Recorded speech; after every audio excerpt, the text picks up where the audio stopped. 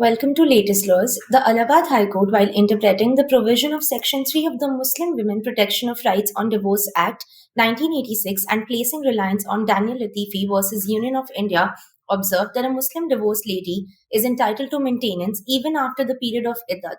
The court set aside the order passed by the family court in one case, which had granted maintenance to the wife only till the period of iddat.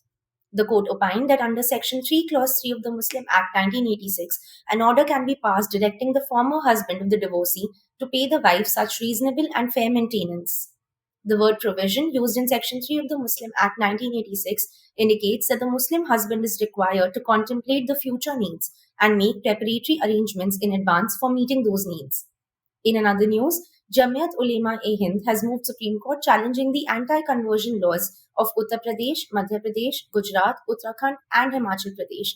The organization has contended that the anti-conversion laws are a means to harass interfaith couples.